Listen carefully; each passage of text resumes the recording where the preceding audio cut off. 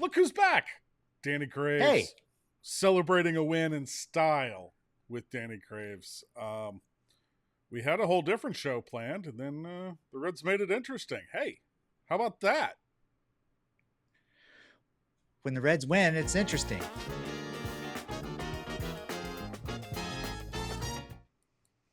Hello, welcome to Riverfront Territory, part of the Foul Territory Network. I am Trent Rosecrans, longtime Reds beat writer, currently with The Athletic. He is Reds' all-time saves leader, Danny Graves. Okay, yeah, this is Foul Territory part or Riverfront Territory, part of the Foul Territory Network, and basically, wow, just so much to go on here, right? Like, Yeah, what a game! yeah. Where did we start? for so for so long in the ninth inning, when it's 9-3, I'm like, oh gosh, we got so much that we can say that they didn't do right or what's not going right in San Francisco, and then all of a sudden, 10-9, game over. Okay, I want to actually hear, since I have Danny Graves here, what's that like for Emilio Pagán? When are you, the Reds haven't come back from there since like 6 runs down in the ninth since 1958. You are old, not that old. But so when you're in that kind of thing, you guys are still in the bullpen. At what point do you start going, uh-oh, I'm the closer. I might still get into this game. Take me into Emilio Pagán's thoughts. So, okay, 9-3 going into the top of the ninth, right? Down 9-3. So if I'm Emilio You have Pagán, spikes on. Oh yeah, 100%. Okay. Those are always on. Always. Even you don't if have, I like, shower shoes in the bullpen or anything. No, even if I was told I wasn't pitching that day, I still had spikes on, because it's easier to run from the bullpen into a brawl with spikes on than it is with tennis shoes. So we always wore spikes. So if 9-3, if we're losing like that, I'm already thinking, what are we doing in Chicago when we get there tonight? Because it's getaway day, right? And they're flying to Chicago. It's a long flight. What are we having on the plane? What are we eating? What are we doing? Are we going to play cards? That's what I'm thinking about. I'm not thinking about the game. But then you see where Rodriguez hits the homer to lead off the ninth. Ellie gets 9-4. 9-4, yes. And I'm still like not even shot there. No, because I think after Sal Stewart, JJ Bleday, and Gino, I'm like thinking, do we really have a shot? So it's like kind of going down a little bit. Ellie gets on, and then you're thinking maybe, and then Sal Stewart, and then like, I don't know. It just like all of a sudden, just like that, it's like I'm going to get in this game. It's not I might get in this game, because like you have a feeling that it's not going to end. Matt McLain, like the Myers gets the bunt down, McLain gets the bunt down. And of course, this is after the huge grand slam, but like all these little things are happening, and you're like, I'm getting in this game. I would imagine that Emilio Pagán, when Sal Stewart was up, he was probably in his mind saying, okay, if this happens, I'm ready. If this happens, I don't need much time to get loose, because adrenaline's already kicking in. And then when you get in a game like this, where you score and come back in the ninth inning like that, it's like game over. Like you just have that aura about you. Because as a closer, I mean, nobody who's worried about messing up is going to be a closer for longer than 2 weeks. Right? Right. That's giving them a lot of extra leeway right there. 2 weeks. Yeah, I was being generous, but like, for you, like you're thinking, let's go because I want to finish this out, right? Like Emilio Pagán had zero doubt that he was winning that game, right? No doubt he was getting a save and the game was going to be over and Reds were winning. Yeah, I mean I guarantee that's the mentality he had. And hopefully when you see him or talk to him, maybe ask him, like, that has to be the thought of a closer.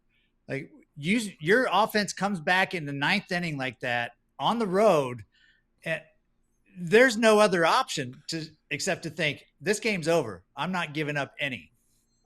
Because when does your adrenaline start spiking? Was it the Gino?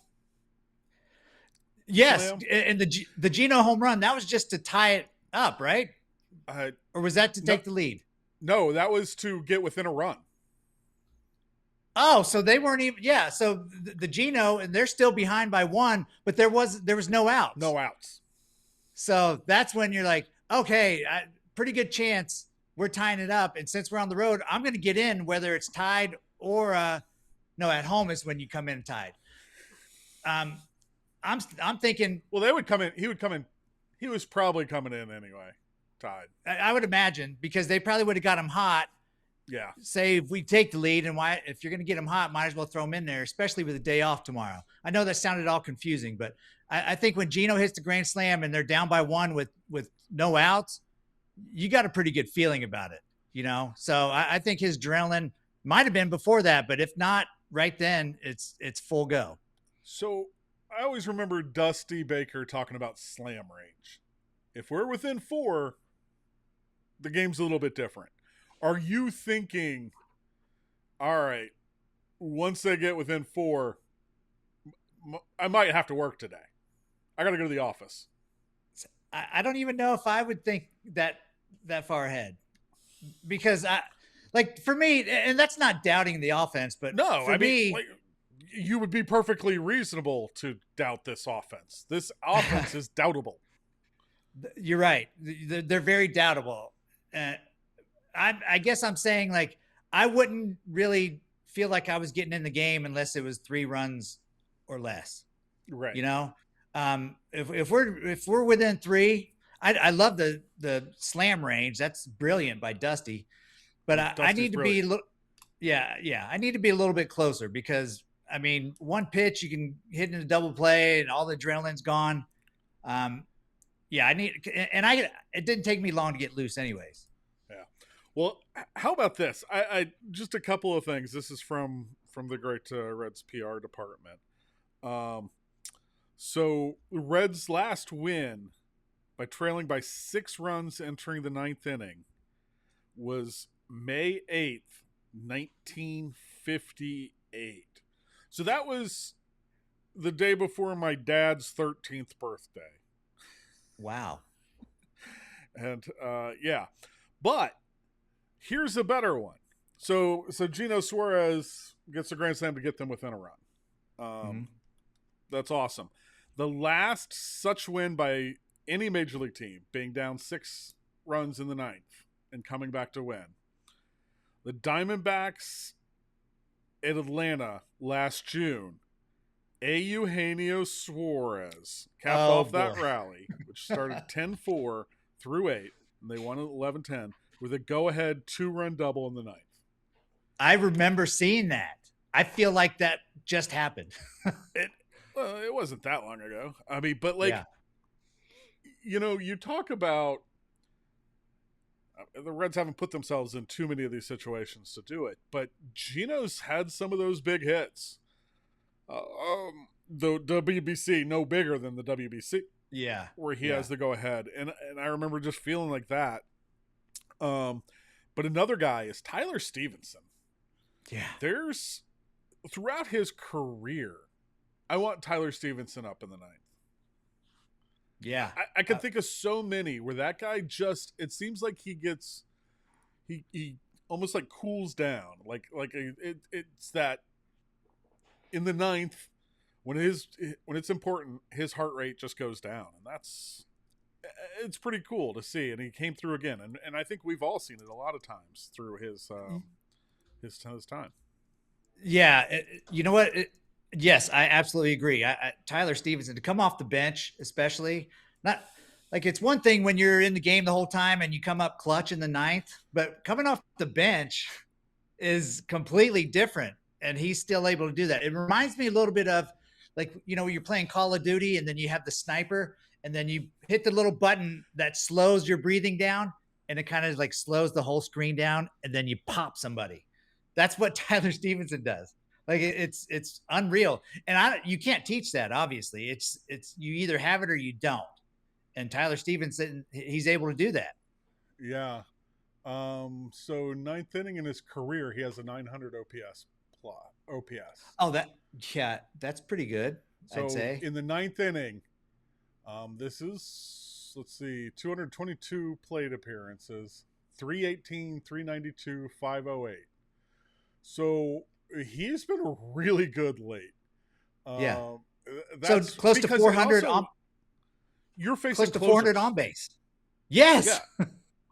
I mean, and that's the thing that is different, is that in the ninth, you're facing a guy whose only job is to come in the ninth, and you guys get paid the big bucks when that happens. Yeah.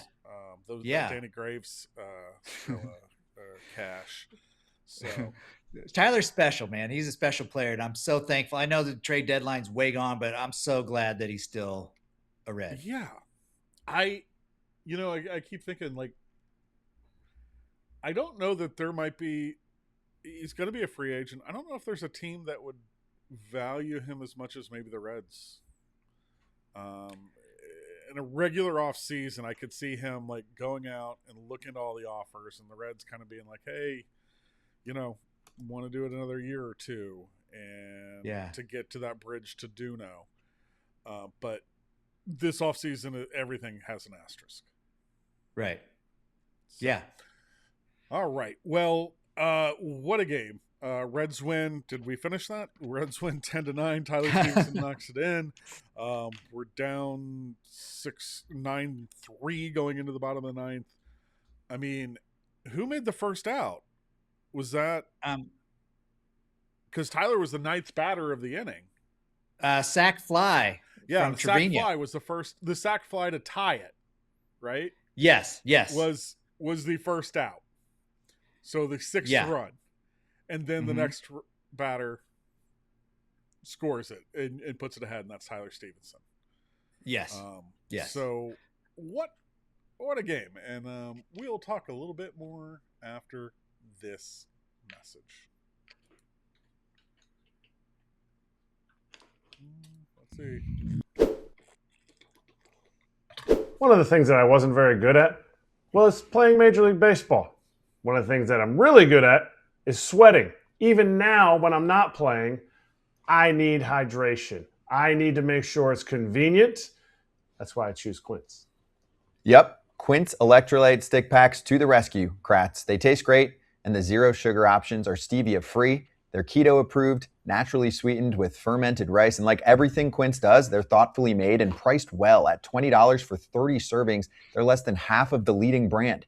Give your body what it really needs to stay hydrated. Go to quince.com/foul for free shipping on your order and 365-day returns. That's QUINCE.com/FOUL for free shipping and 365-day returns. Quince.com/foul. These statements have not been evaluated by the Food and Drug Administration. This product is not intended to diagnose, treat, cure, or prevent any disease. All right. Welcome back to Riverfront Territory, part of the Foul Territory Network. If you haven't, please subscribe. There's a little button right there if you're watching on YouTube. If you're on one of our podcast platforms, thank you very much for that. Hope you're subscribed there. And if you could subscribe on YouTube to see the baby-faced assassins baby-faced, I mean, that makes it better. You can like put something over half of it. That would be this half. Yeah, please. Please. You can not see me like struggling to look with my new glasses and prescription. So yeah, so I'm trying to figure out these things. It's all new. But yeah, so like, well, hey, wait. Let's start at the beginning today. Yes. I want to start with, do we want to do Hector Rodriguez or Nick Lodolo? Danny's choice. Yeah, well, that's what I was going to say. Since you're starting with something new, trying to get used to your glasses, why don't we talk about Nick Lodolo and him doing some new things? Yeah. Hey, look at that. I mean, he's playing around with his breaking ball, which, I mean, to do that in the middle of a season is tough, but when it's your separator, like the thing that makes you special as a big leaguer, What have you seen so far, Danny? Watching him and maybe the shape of this newer, different, a little bit different pitch. Yeah. So let me just want to say, like, people probably think he's a big league ball player. He should be able to figure out another grip and be able to throw it, right? But this is something that he's relied on his whole career, probably his whole life. That's why he is who he is. Has been that pitch. Yes, that it was nasty. And I mean, when you kind of throw that one away and try to find a new grip and find a new release point, find a new shape to it, it's almost like me asking you, Trent, your left-hand writing is not good. Try to do it right-handed. But that I'm saying, like, but it would not be easy at all. And Nick Lodolo is doing this at the major league level against major league hitters. He's not doing it in college. He's not doing it in the minor leagues. He's not doing it just in spring training. He's doing this against big league players who are in the big leagues because they can hit. So with all that said, I think he's coming along. It's about finding the right grip and feeling comfortable with it. So he might throw a few that feel really good, a few that have a good shape, a good tight spin to it, but then it's about being consistent with it. It's not going to be easy to repeat, because if you, like, for me personally, grabbing a ball on the horseshoes a certain way felt so much better than grabbing. Yeah. I'll show. Yeah, right here. So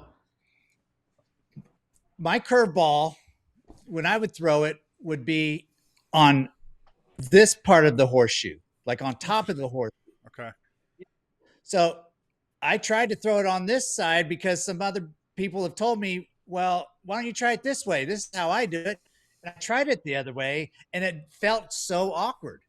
Right. Even though it was coming out the same way sometimes and spinning a little bit of the same, it just didn't feel right. So I went back to my old grip. So that's got to be what Nick is going through right now, physically trying to find the right release point and the right shape to it. But mentally, it's got to be extremely tough, because he's in his own head. I guarantee you, when a breaking ball is called, it's like, oh gosh, is this going to be a good one? Yeah. You know, is it going to be, am I going to be able to do what I do? And, yes. And also, you'll probably have like a checklist in your head. Like, okay, I'm going to release here, my grip, this, I want it to go this way. And it is a different pitch.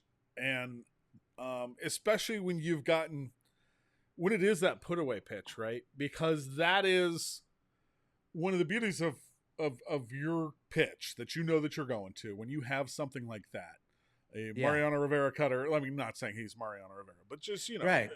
When that is your go-to pitch, and everybody, I remember Kurt Casale once told me, like, there's a thing called a no shit pitch. Like, when in doubt, you're just going to put it down, no shit. It's going to be this pitch. And we were talking about Luis Castillo's changeup.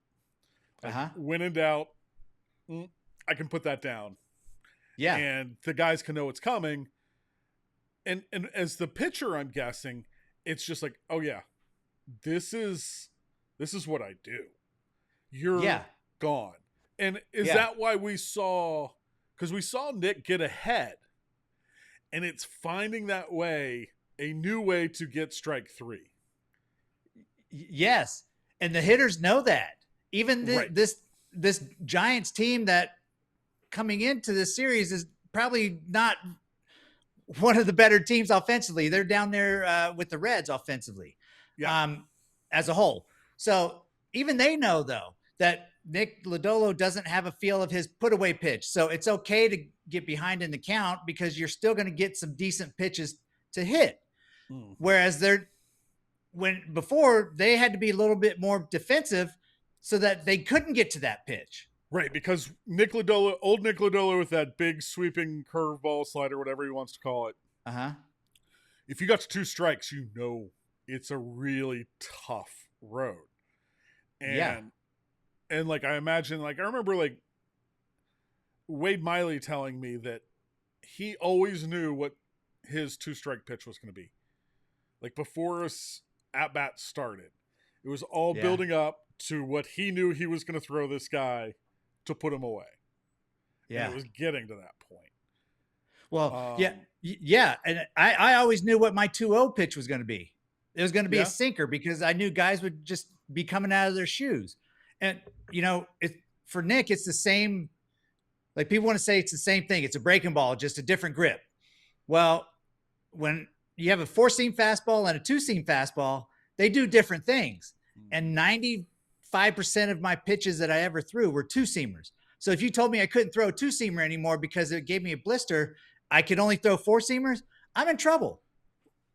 Right, because it just feels weird. And you're trying to do it, and you have a big league batter. Yes. Yeah. I'll tell you what, like, even for me, like, I nowhere near what you did, but like every time I pick up a baseball, I find the seams, and it was built into me. I get my 2-seam, or maybe my 4-seam grip. Yeah. And like any baseball I pick up, and if I have to pick up a baseball and I don't have it as a 4-seamer, it just doesn't feel like a baseball. Yeah. You're right. And then if you end up throwing it, it's like, is it going to go where I want it to go? Right. And like, you're just thinking that whole time, like, uh-oh. Yeah. Like, I'm gonna throw it with this hand and try to cross my fingers in my glove. Right. And what if they said, well, you can't throw 4-seamers anymore, Trent? Anytime you pick up a ball, you've got to go to 2-seamer. It's going to take a while. And your first baseman's not going to like that. I speak as a first baseman. No, they don't like balls moving all different directions. No. Correct. Actually, that is, I'm always upset about how like left-handers can't, like, we're discriminated against in baseball, that we can't play other things. But when I was at first base, I was certainly glad there were no lefties thrown from across the diamond. Yeah. That probably break your thumbs a little bit. Weirdos, man. We're all weirdos. Lefties and closers are weirdos. All right. Well, let's talk about a left-handed batter. Leadoff guy doing something. And speaking of something new, Hector Rodriguez put in the leadoff spot, which is kind of a interesting little twist, especially, his overall numbers haven't been great, but I thought he's looked pretty good at the plate. He, even if he hasn't been getting hits or hadn't been getting hits, he looks like the guy that was advertised, that knows what he's doing at the plate. Yeah, he definitely does. And I would love to know the reason they put him up at leadoff. Maybe just to see more pitches, whatever it is. But do you know? Did Tito say? I think I heard him just say that like they wanted to try something new and looking around for guys, and like, hey, let's get Hector going, and he's been going, and then 2 homers today, including the one in the ninth. Yeah. Like the guys in the kayaks, it went over their heads. Yes, that's far. That's really far. Did you ever give up one to the to McCovey Cove? I don't know, because the homer I gave up to Bonds wasn't in San Francisco. So only one? Only one to Bonds. And I'm not saying that like disparaging. Like it's freaking Bonds. Right. Just one to Barry. I don't think I gave up any to anybody in the Cove. I'd have to check. I really don't remember any other just say left-handed. You never did. We like it like that. Right. But at the time I was playing, there wasn't many that had gone into McCovey Cove either. Right. And as far as he hit this, oh my gosh. But pretty good chance Hector will be in the leadoff spot Friday, right? I would imagine. I think so. I think like just, give him some time there and be like, hey, I think there's also something to saying, hey, we know what the number says on the board. That's not what we think of you. We think of you as we're going to put you atop, and it's going to be Hector, and then you're going to have Ellie behind you. That's some pretty good protection. And then Sal Stewart behind him. Yeah. Well, I think it was a good sign today. Obviously, the 2 homers and another hit, but it was against Logan Webb, who was pretty filthy. Right. And you're talking about a guy who is not only filthy but knows how to pitch. Yes. I mean, and ball moving all over the place. Oh yeah. So yeah. So it was good to see. And, the leadoff spot might be the place for him. And we were talking before we came on. He reminds me a little bit of Kenny Lofton with a lot more power and a lot less speed. But the way that he sets up, he's a little more open in his stance, but he's got his hands up kind of in the same spot, and he's quick to the ball. He keeps his bat swing on the same plane going through the zone. And I don't feel like he overswings, and the ball still jumps off his bat. No, and you were talking about that flat bat path. Yes. I mean, that makes sense, right? All we've heard about this guy is he's got bat to ball skills. It's gonna be there. He hits it. But usually when you have that flat bat path, you're giving something up on being able to hit it 450 feet or whatever the heck that was. Right. And he did that with that flat bat path. Yeah. Just the barrel it seems like it just stays through the zone so much longer, And then it jumps off the barrel. Yeah. Yes. I'm sure it's a different sound in person, like a different sound than off of a lot of other bats. Cause I mean, he hits it on the screws and it's loud.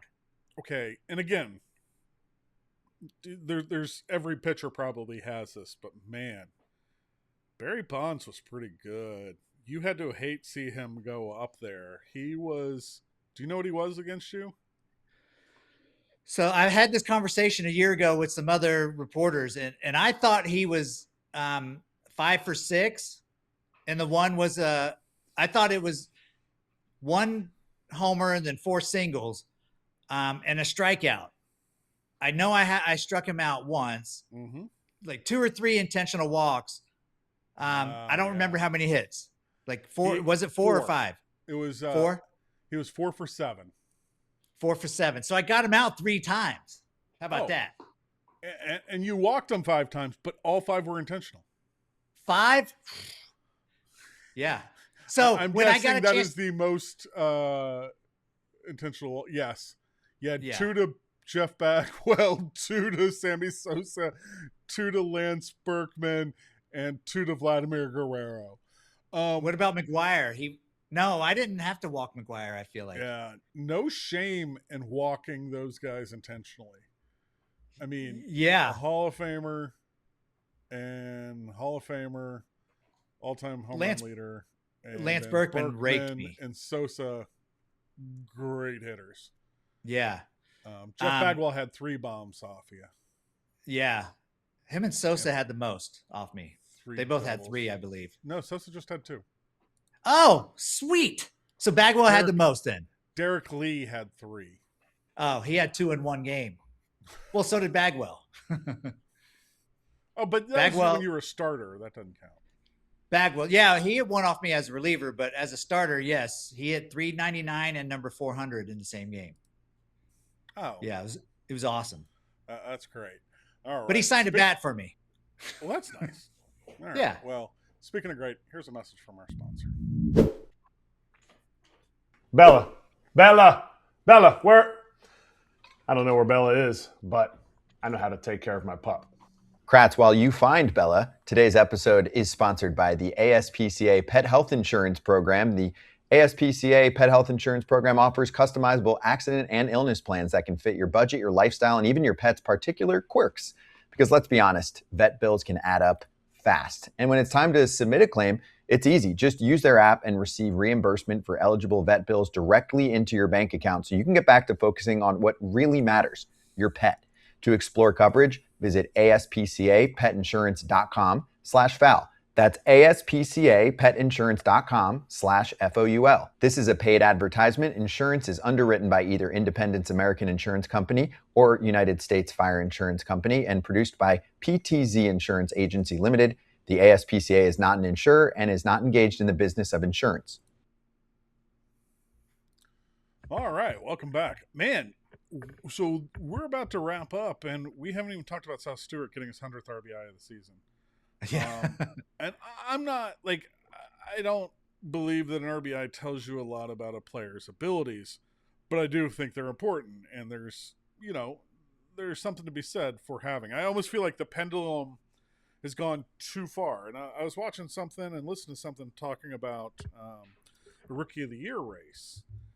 And this might be one of those signifiers. You know, we had the one where when you go back to the AL Cy Young that Felix Hernandez won with like 12 wins or something. Yeah. Like, and you kind of went to the war and you had the Trout Cabrera stuff.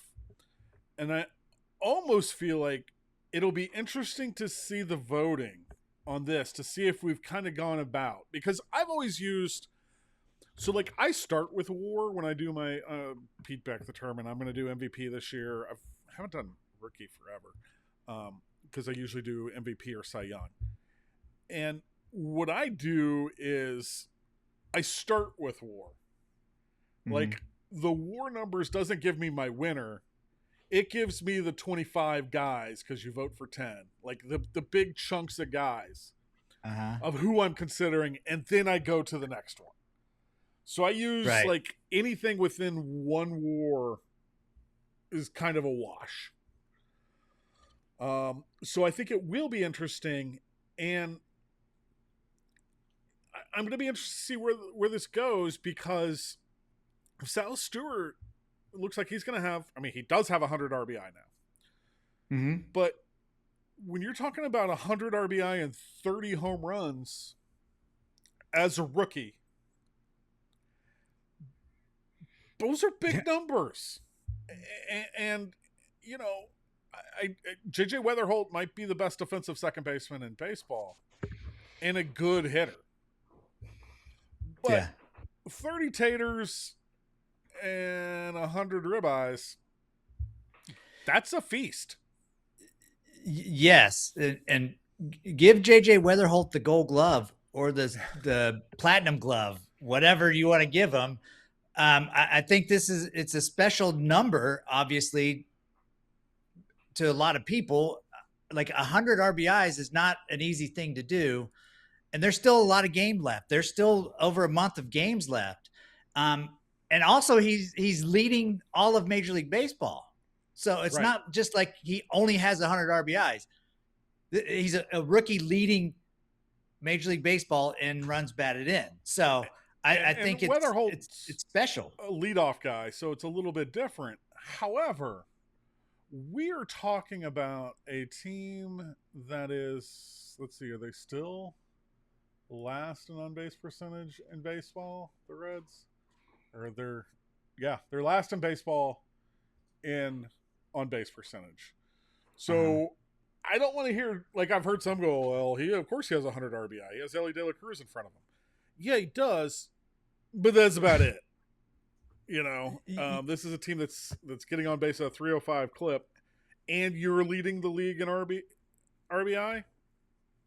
And like he's hitting at the top of the lineup in the 2-hole mostly. So if Ellie's not on, off every day. So but I'm saying what you're saying is there's not a lot of guys ahead of him, because there can be Ellie, but that's about it.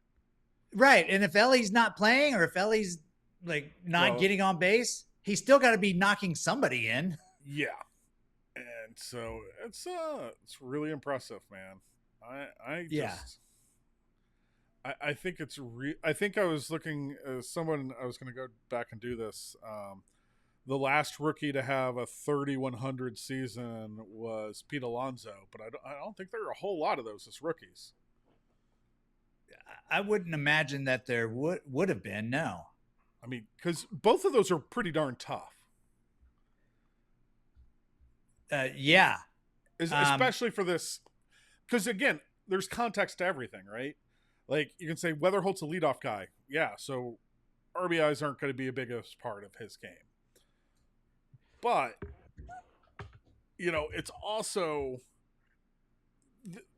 he doesn't have a lot of opportunities, and I'm also a big believer that the best, even though I told the Tyler Stephenson thing, I like runners in scoring position. The best hitters with runners in scoring position are the best hitters. But Sal Stewart, with guys on, he's been really good. And for a team that struggles to score, for him to be able to knock in runs. And really, like, this is a team that is not good in that department except for Sal Stewart. You take away Sal Stewart's numbers and it's unbelievable. Yeah, there's exactly.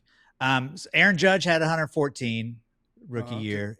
Jose Abreu 107. He had 52 that year. Oh, yeah. So Jose Abreu had 36 homers, 107 RBIs. Yeah. I'm just like, to me, like I don't think Sal Stewart should be punished just because JJ Weatherholt doesn't have enough as many opportunities for RBIs. Yeah. You know? I mean, and I can see the argument for both, but I will be interested to see if Sal Stewart does it. If Sal Stewart does win that, I think it says something about the evolution and maybe the pendulum switching back to not so dependent on those numbers. Now, I will be interested to see, and again, it's 30 voters. So I don't want to make too big a deal about it. Also, you know, the usually the more experienced voters are voting for MVP and Cy Young. The way it's done. Well, I guess just it'll be interesting to see.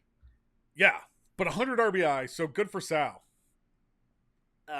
That's huge. Yeah, and that at bat was huge.